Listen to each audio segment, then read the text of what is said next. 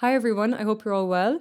In this video, I would love to discuss the power of visualization and meditation in order to improve your ear, also known as aural skills. And that is simply your ability to accurately perceive and reproduce any given pitches. Now, why this is so important is music is a language. And if you think about it, when you were a baby, you did not learn your native language by reading massive books on grammar. You simply listened to the people around you and you started to reproduce the sounds yourself. And very, very gradually over time, you went from like little coos to actually saying fully formed sentences. So music is the exact same. And music is something so innate within us. So of course, the theory and learning about harmony and everything else is so important. But let's get back down to the basics, and that is simply sound. So I want to show you a really simple exercise that you can use in order to develop your ear. And I'm going to stick in the key of C major for now, as that's the key I've discussed in previous videos. And if that's solidified and you can do other scales and you've been practicing other major scales, you can try it out in any key. But for now, we remember that the scale of C major on intervals is simply 1, 2, 3, 4, 5, 6, 7, 8. So I'm just going to stick with 1, 2, 3 for now while we're doing the interval training, because you don't want to try to learn them all at once. Again, you want to be really careful and gradual with yourself, that you're gradually expanding on what you already know.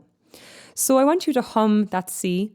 Maybe if you're a lower voice, if you're a male, you want to go down to that C, or wherever is comfortable for you.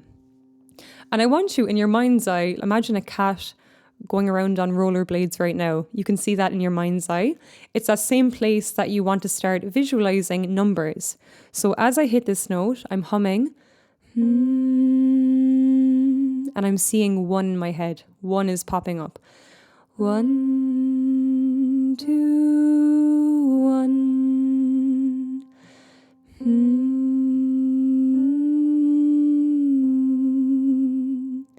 And you can start going more in depth. You can even give these numbers a color. So I am seeing 1 as red and 2 as orange, maybe because I've got these like things on that I help my students to learn and it's red and orange, but you might see a different color in your head and just go with that. You want to give it as much detail as possible.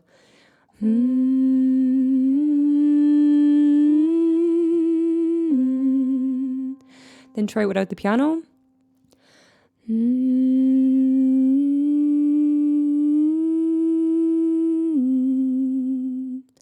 And then just start mixing the pitches. Like you want to go.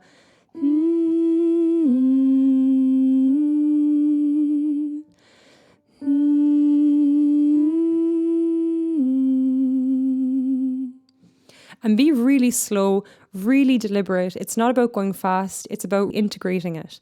And once you get more comfortable, start branching out, add in a 4.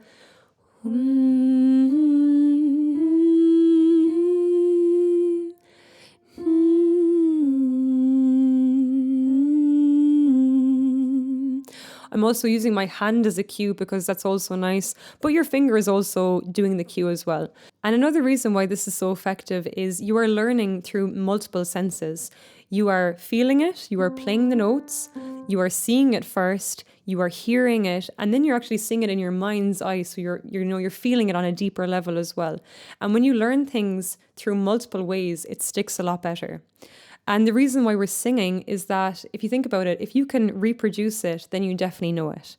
If I asked you, can you explain photosynthesis to me? I might be like, I don't really remember, but